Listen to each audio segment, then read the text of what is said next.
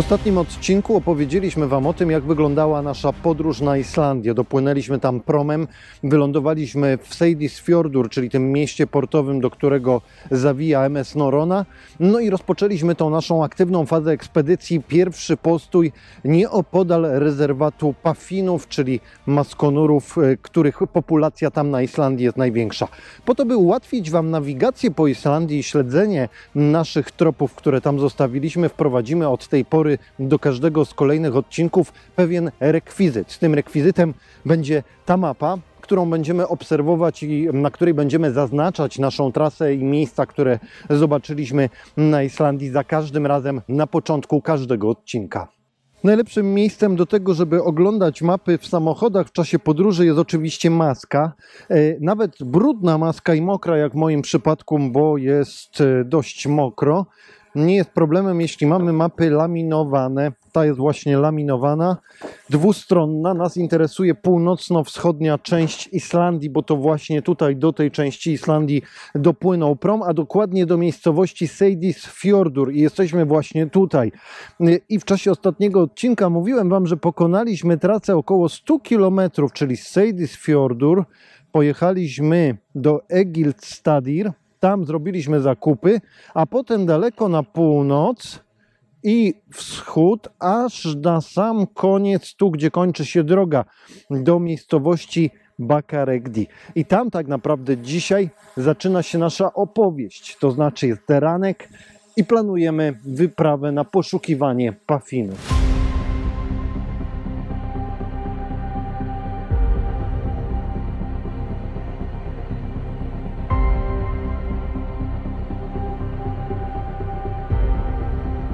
Rezerwat znaleźliśmy w zasadzie przypadkiem, jadąc drogą od pola namiotowego w kierunku wschodnim do samego jej końca. Enklawa Pafinów to kilka skalistych wysepek u zbocza fiordu. Były ich tam nie setki, ale dosłownie tysiące. Maskonury, mimo bardzo licznej populacji, uważane są za gatunek zagrożony wyginięciem. Łacińska nazwa określa go jako arktycznego braciszka. I oglądając ich zachowanie po krótkiej chwili stwierdziliśmy, że to najbardziej wdzięczne ptaki, jakie kiedykolwiek widzieliśmy.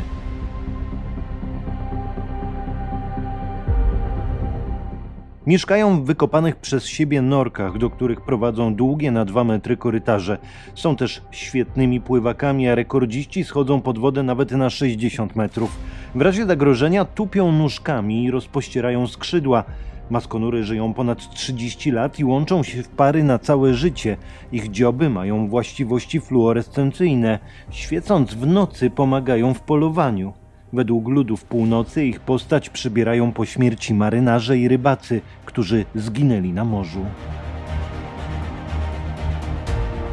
Jedną z najistotniejszych aplikacji, jakie zabieramy ze sobą każdego roku na wyprawy, jest aplikacja pogodowa, czyli taka, która ma możliwość wysyłania na telefon użytkownika alertów, jeśli coś niedobrego z pogodą ma się dziać w tym rejonie, w którym użytkownik przebywa. No i właśnie tego dnia, kiedy wychodziliśmy z rezerwatu Pafinów, otrzymaliśmy takie powiadomienie, taki alert na nasz telefon, który mówił o tym, że do Islandii zbliża się bardzo porwisty wiatr i spodziewana jest wichura, która uderzy jeszcze tego wieczora w wyspę. My te informacje zweryfikowaliśmy w lokalnych islandzkich mediach.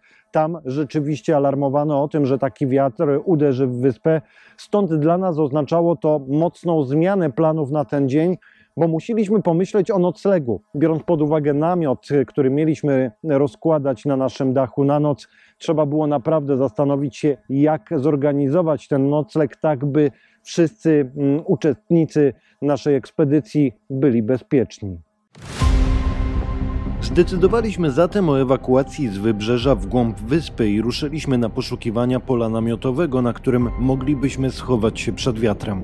Po kilku podejściach udało nam się znaleźć takie miejsce na południowym krańcu jeziora Logurin. Pytając w recepcji, gdzie możemy zaparkować nasz dom na kółkach, usłyszeliśmy gdzie chcecie i potraktowaliśmy to bardzo dosłownie, ustawiając się za linią drzew w wysokiej trawie, mając za plecami zbocze góry, która zapewniła nam dodatkową ochronę. Wieczorem zrobiło się zupełnie cicho, a potem rozpętało się piekło.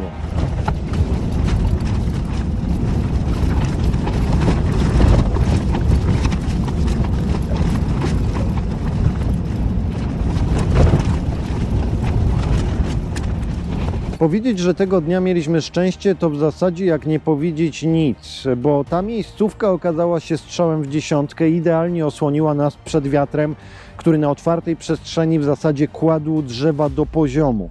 Rano obudziliśmy się we mgle i po krótkiej chwili naprawdę musieliśmy się zastanowić, co to jest za mgła. Okazało się, że jest to pył, który został przywiany przez wiatr ze strony tam, gdzie są pustynie na Islandii. To są potężne przestrzenie pokryte pyłem wulkanicznym i ten pył wulkaniczny nawiany do tej doliny, w której spaliśmy, zawisł w powietrzu, tworząc właśnie taką iluzję mgły. Na szczęście wichura tak jak nagle się pojawiła, tak zniknęła i kolejny dzień mogliśmy rozpocząć bez przeszkód, realizując plan, który wymyśliliśmy poprzedniego wieczoru. Zanim jednak ruszymy w dalszą trasę, trzeba opowiedzieć nieco więcej o tym naszym 5-osobowym apartamencie na piętrze. Na rynku namiotów dachowych, szczególnie w ostatnich latach, zrobiło się dosyć tłoczno. Poza dużymi uznanymi markami, które oczywiście każą płacić sobie niemało za jakość, pojawiły się firmy tańsze, bazujące na wyrobach prosto z państwa środka. Oczywiście różnią się nieco technologią wykonania, kolorem i nazwą, ale większość to ta sama konstrukcja. Do wyboru są dwa rodzaje namiotów montowanych na dach.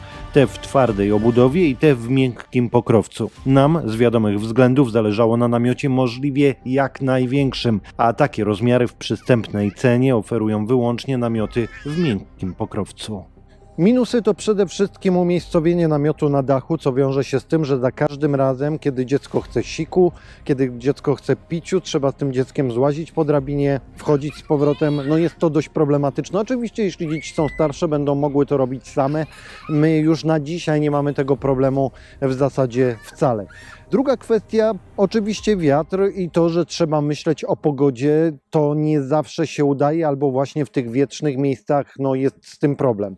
I trzecia kwestia, o której też muszę powiedzieć, bo uświadomiliśmy sobie to dopiero użytkując ten namiot, że w zasadzie za każdym razem, kiedy chcemy gdzieś pojechać, musimy go złożyć. To jest niby oczywiste, ale czasami chcesz skoczyć do sklepu niedaleko miejsca, w którym jesteś na kempingu i też musisz złożyć ten namiot, żeby ruszyć samochodem. O tym trzeba pamiętać. Przewaga, czyli te plusy w przypadku namiotu dachowego, to jest przede wszystkim kwestia tego, że rzeczywiście możemy rozłożyć się w każdym, absolutnie każdym miejscu. Niezależnie czy jest śnieg, czy jest woda, czy jest błoto, czy są kamienie, po prostu podjeżdżamy samochodem, otwieramy namiot i jesteśmy. Kwestia miejsca spania. W naszym przypadku 240 cm szerokości na 180 cm długości daje nam możliwość spania w poprzek, czyli jeden obok drugiego.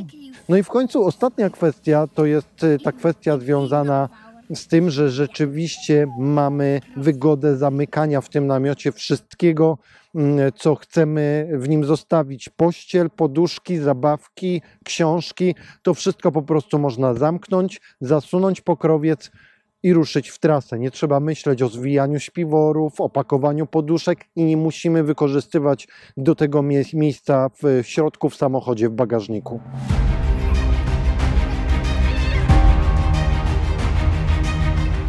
Każde z naszych dzieci stawiało swoje pierwsze kroki w podróży, stąd niestraszne są im szumy wiatru, kołysanie samochodu czy dźwięki dochodzące z zewnątrz namiotu. Dość powiedzieć, że zasypiają nawet przy szumie deszczu i dźwiękach burzy i śpią do rana bez żadnych problemów.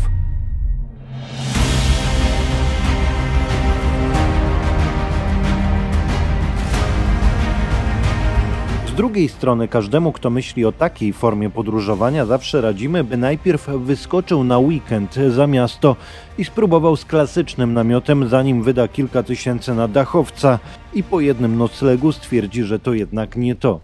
To specyficzny rodzaj wypoczynku bez hotelowego komfortu, za to z obcowaniem bezpośrednio z naturą. Czasami, o czym opowiemy Wam już niedługo, bardzo bezpośredniego.